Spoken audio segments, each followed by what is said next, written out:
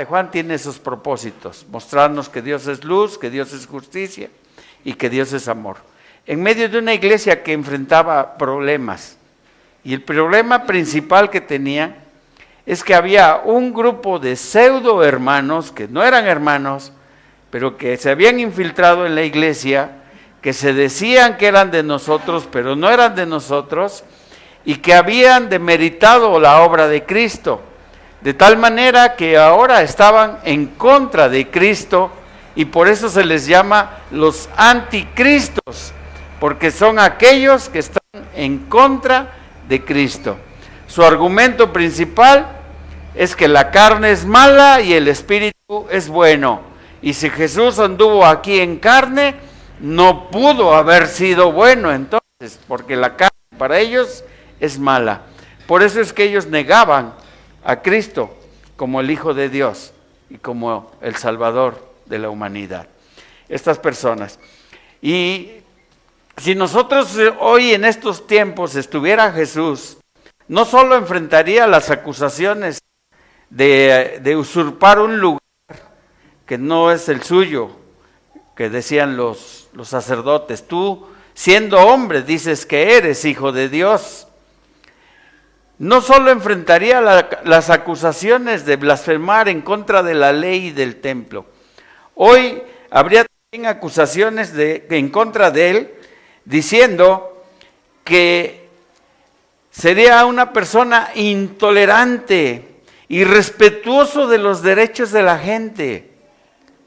Porque Jesús era tajante. Jesús, cuando fue y volteó a la mesa de los cambistas, les dijo que habían hecho de la casa de su padre, habían hecho una cueva de ladrones. Cuando tocó hablar de los escribas, de los sacerdotes y de los fariseos, les dijo que eran unos hipócritas. Jesús era intolerante.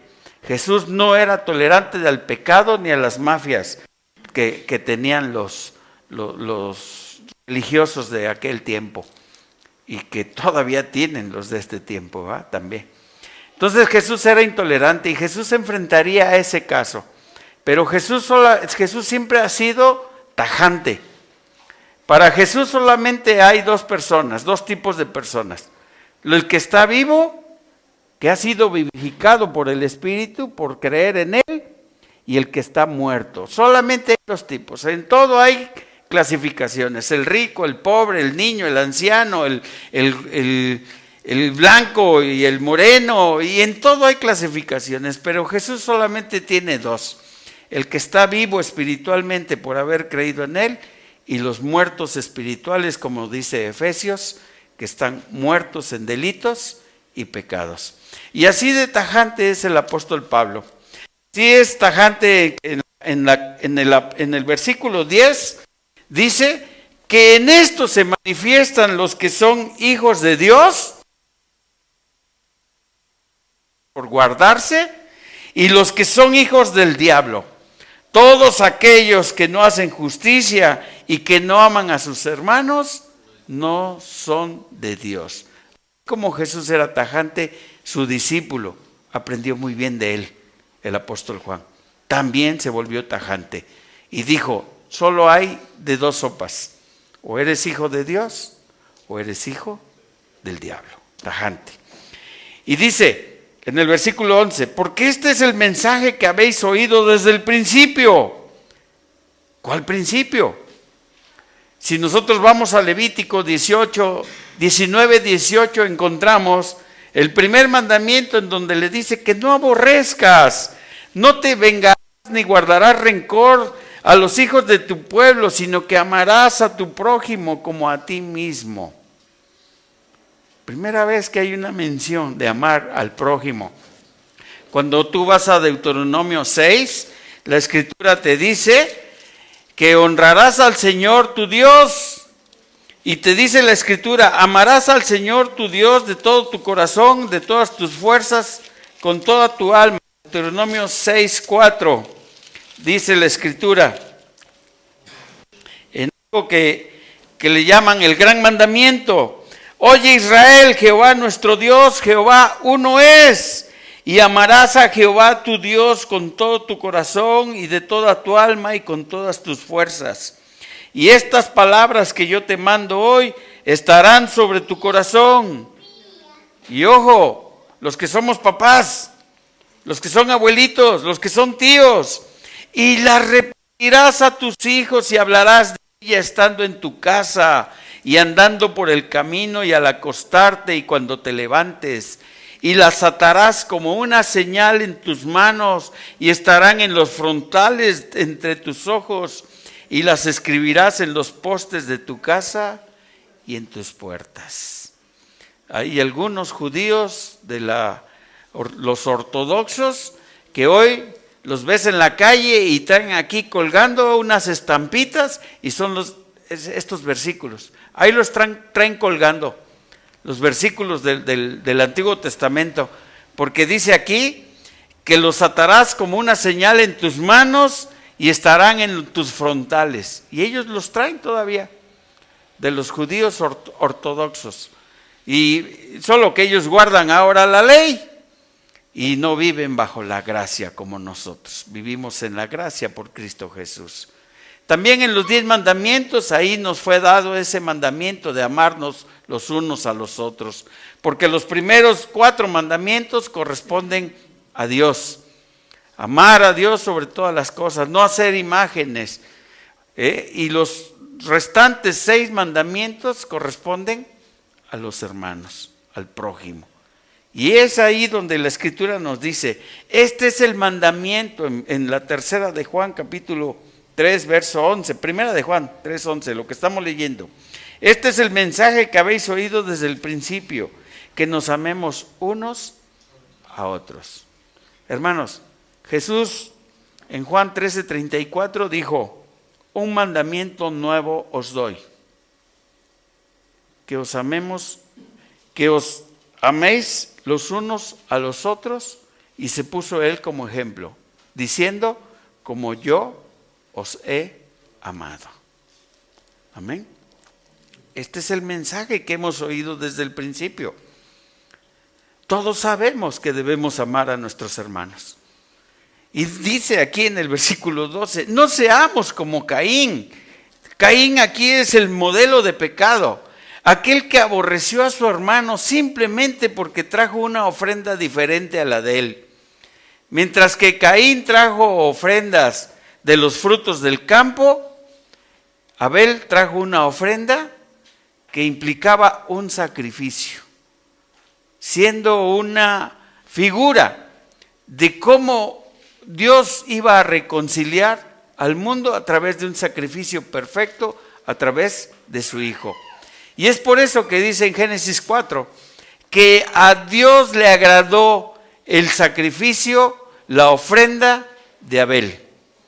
Y como las acciones de Abel eran justas y las obras de Caín eran malas, él decidió darle muerte a su propio hermano. Y es aquí donde la palabra de Dios nos dice, no seamos como Caín, que era del maligno y que mató a su hermano. ¿Y por qué causa le mató? Porque sus obras eran malas y las de su hermano eran justas.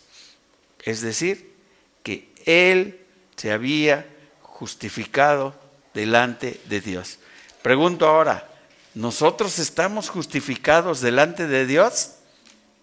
Amén. Sí. ¿Por qué? Porque hemos creído en el sacrificio de Cristo. No es por tus méritos, no es por tus obras, no es porque te portes bien, no es porque no te metas con nadie, como dice la gente. Yo nunca he matado a nadie, no le he hecho mal a nadie, no he robado, no me he prostituido, no he matado a nadie. Pero no somos salvos por tus obras. Efesios 2:8 dice, no por obras para que nadie se vanaglorie. Si fuera por obras, los de Televisa con su Teletón ya tuvieran el cielo asegurado. Y no lo hacen más que para desviar impuestos. Nos dan una cara, pero la realidad es otra. Entonces, no por obras, Efesios 2:8. Por gracia sois salvos por medio de la fe, por creer. Y esto es un don de Dios, no por obras para que nadie se jacte, no por obras para que nadie se vanaglorie. Y es lo que aquí nos está diciendo, que Abel tenía obras de justicia, sus obras eran justas. Nosotros hemos sido justificados no por nuestras obras justas, por el que da la justicia, por el justo que nos da de su justicia y que se llama Cristo Jesús. Amén. Y entonces dice el apóstol Juan en el versículo 13, hermanos míos, no os extrañéis si el mundo os aborrece. En Juan 15:8 Jesús dijo estas palabras. En Juan 15:8. No lo busquen, hermanos, aquí se los leo.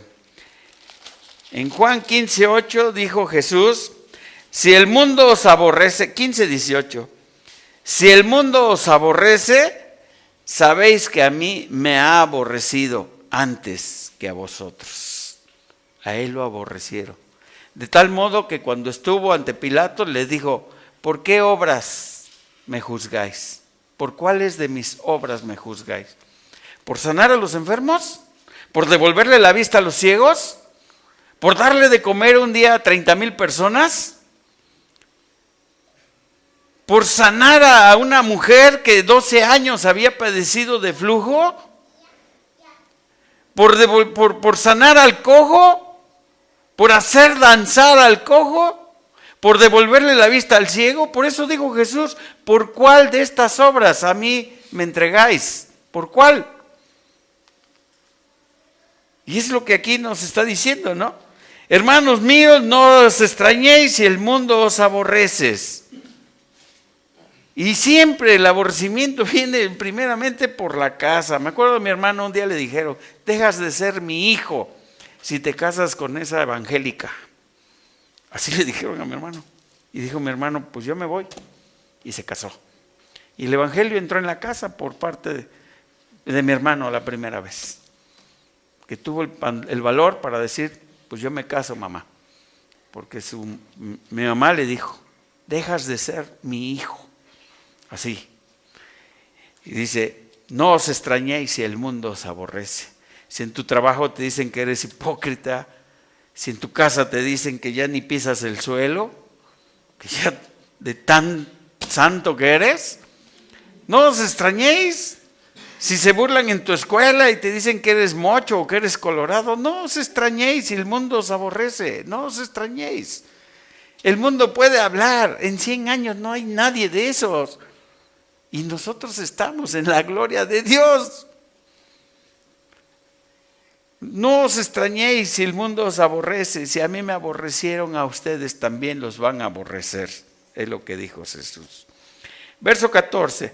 Nosotros sabemos que hemos pasado de muerte a vida. ¿Cómo sabemos nosotros que hemos pasado de muerte a vida? En que amamos a los hermanos. Hermanos, el amor es algo, no es un sentimiento, El amor no es un sentimiento. Si tú esperas querer a alguien, no lo vas a llegar a querer. Esperando que venga un sentimiento, que me nazca el sentimiento. ¿Qué es el amor entonces? ¿Alguien podría decirme qué es el amor? Si no es un sentimiento, ¿qué es? Es una decisión. Dios decidió amarnos aunque nosotros somos pecadores. Romanos 8 dice, en que siendo aún pecadores, Cristo murió por nosotros. Entonces, ¿qué es el amor? ¿Es un sentimiento? No, es una decisión. Las personas que nos casamos, con el tiempo se van perdiendo muchas cosas. El que era galán, ahora es galón. Sí, de verdad, así pasa. Y la que impactaba con su belleza, bueno, pues ya han cambiado las cosas, ¿verdad? Pero así pasa, hermanos. Así pasa. Entonces, ¿por qué siguen juntos? ¿Por los hijos? ¿Porque se siguen gustando? No, porque hubo una decisión de amarte y de compartir contigo el resto de mi vida. y vamos a estar juntos hasta que la muerte nos separe. Porque hay una decisión de amarse. Todos engordamos, todos nos ponemos más feos, se nos cae el cabello, o sea, nos pasan muchas cosas, ya no somos ni la sombra de lo que fuimos. Si les paso una foto mía, van a decir, ¿a poco ese era usted, hermano? Sí, ese era. Delgado y con pelo, ¿ah? Entonces dicen, ya, sí, las cosas cambian. Entonces el amor es una decisión. Y en Filipenses, en el capítulo 3, nosotros encontramos la decisión más importante, hermanos. En el capítulo 2, verso 5. La decisión más importante que alguien tomó para amarnos. Dice en Filipenses capítulo 2, verso 5, haya pues en vosotros este mismo sentir que hubo en Cristo Jesús, el cual siendo en forma de Dios, no estimó el ser igual a Dios como algo a lo que él podía aferrarse.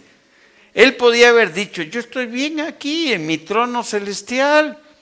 ¿Qué tengo que ir a hacerme hombre? ¿Qué tengo que ir a que me escupan? ¿A que me pongan una corona de espinas?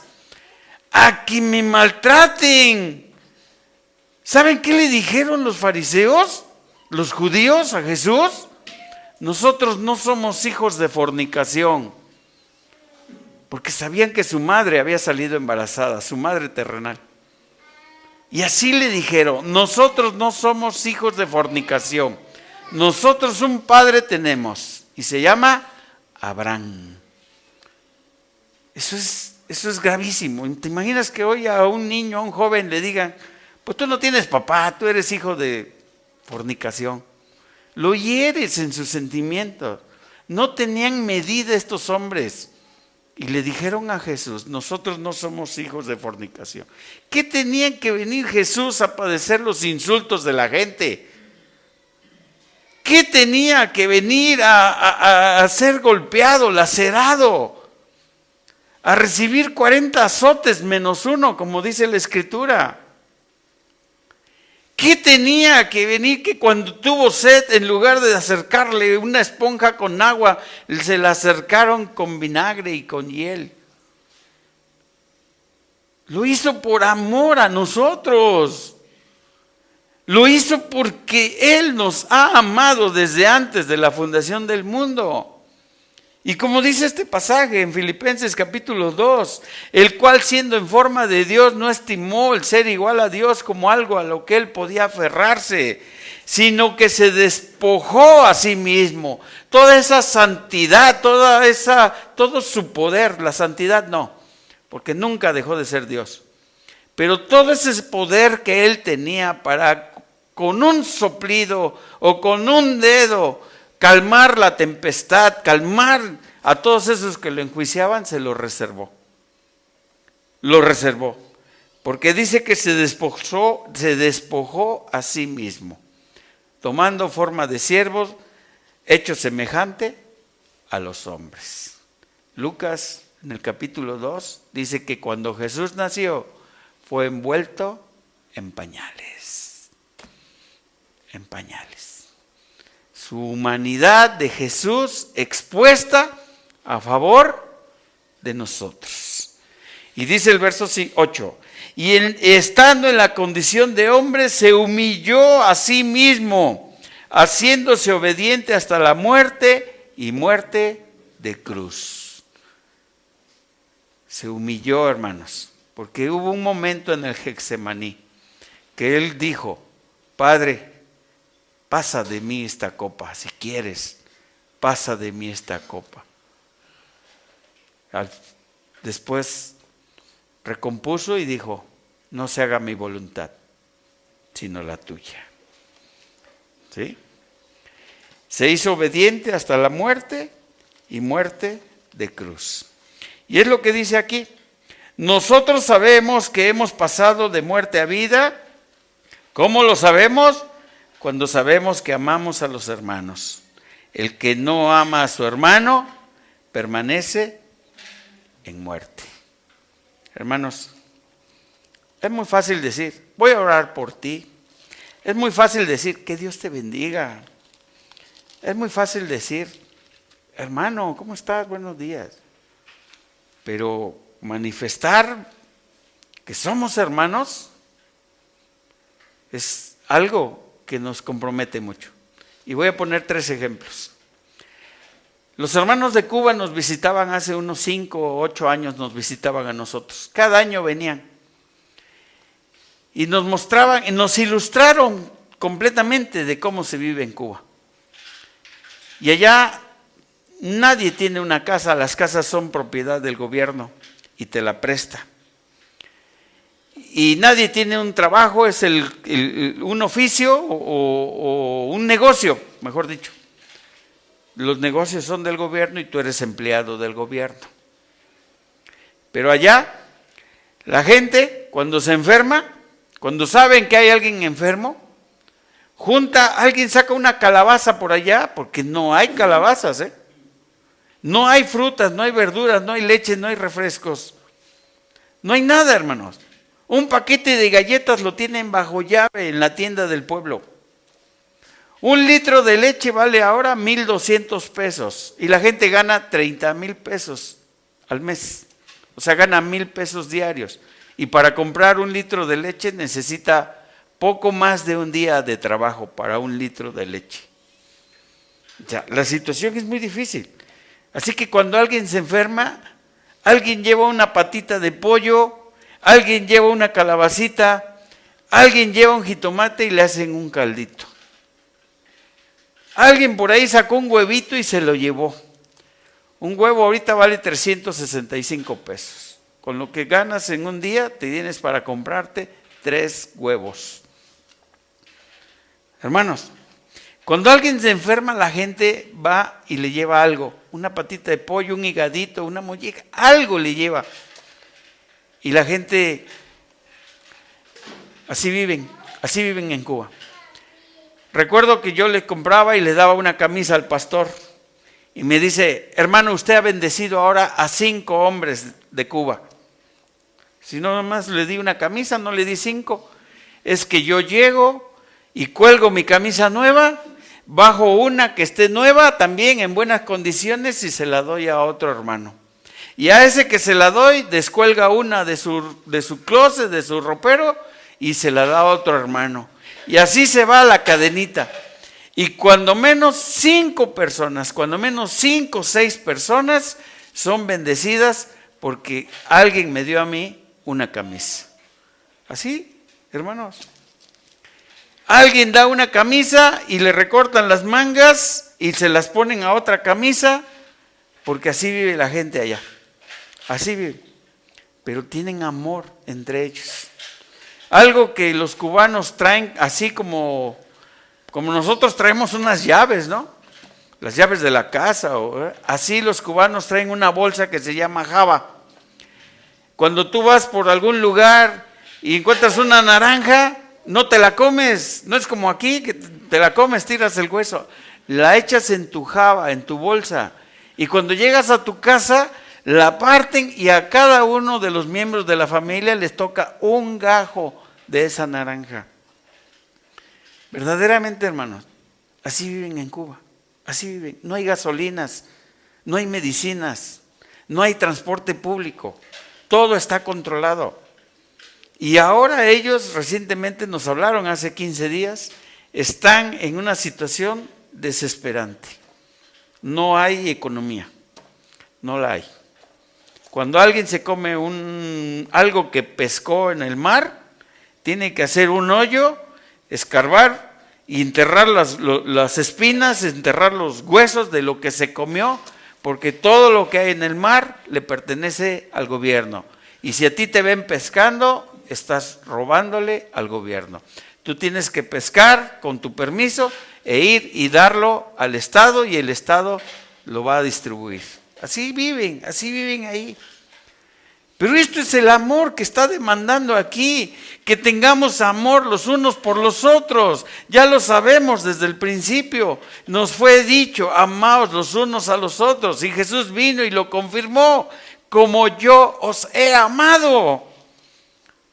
Otro ejemplo, hermanos, en una iglesia en Cintalapa, Chiapas, la iglesia del hermano Arce, Hay 39 ministerios en la iglesia, 39. No solo hay alabanza, no solo hay ujieres, no solo hay el de limpieza, hay 39 ministerios. Cuando alguien se muere, le dicen a la persona, al familiar, a la esposa, a la viuda, al viudo, tú no te preocupes, ya hay 5 hermanos cavando la fosa. Ya hay 5 hermanos que están sacando las sillas del templo y cerraron la calle para hacer ahí el funeral, el velorio. Ya hay 5 hermanas palmeando las clayudas y poniendo el café que se va a dar en la noche. De tal manera que la persona que pierde a un familiar se dedica únicamente a llorar por su familiar. No se ocupa ni del permiso del panteón ni de nada. Por esa iglesia que tiene 39 ministerios, hay un ministerio de los panteoneros, hasta de los músicos que van al panteón.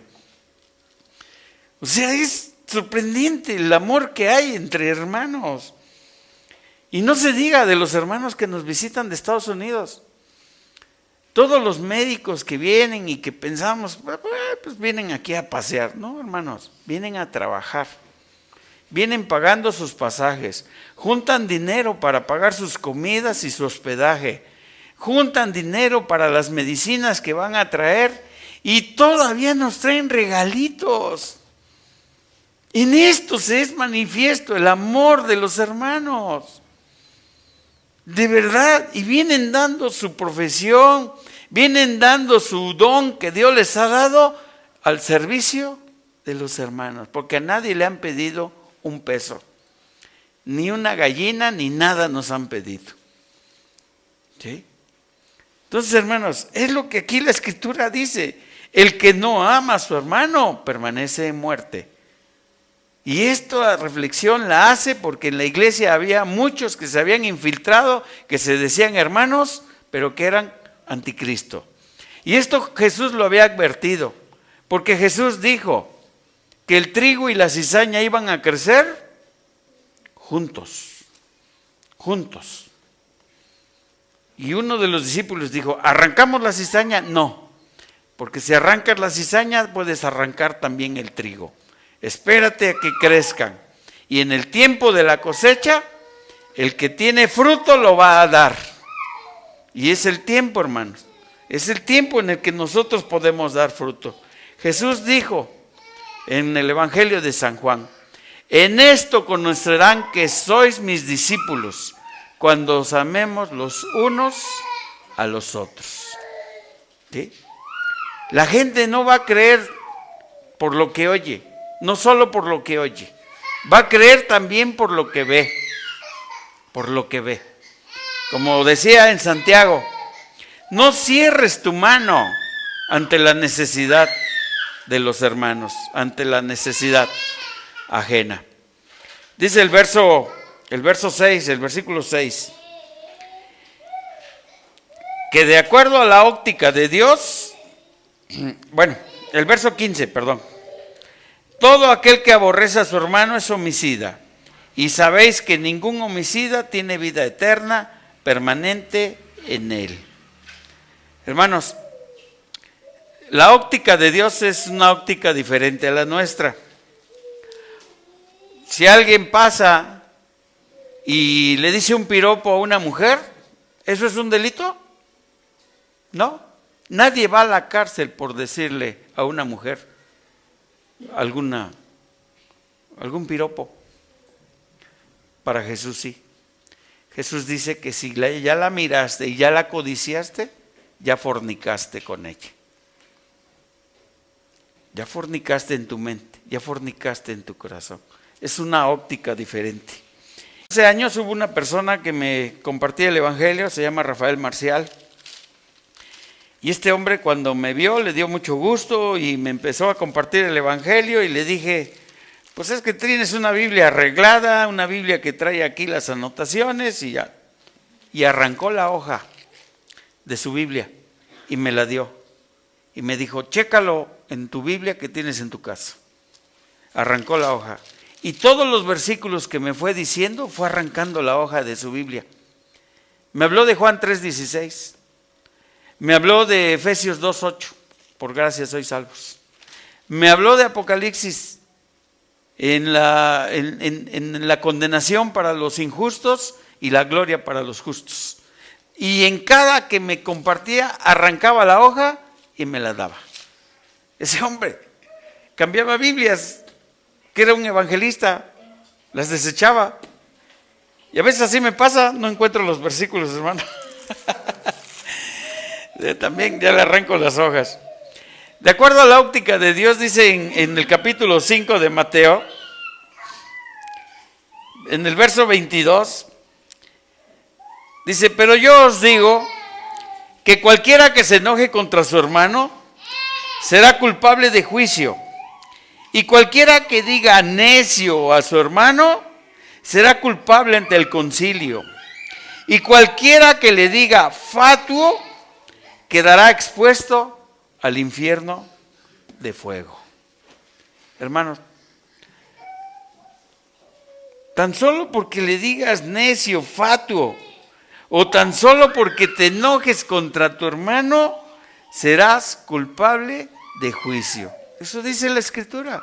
Es de acuerdo a la óptica de Dios, a la óptica de Jesús.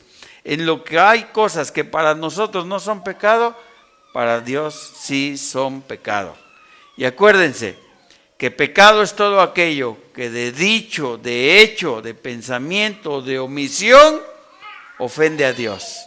Ya sea que lo digo, lo hago, lo pienso o me quedo callado y ofende a Dios, eso es pecado.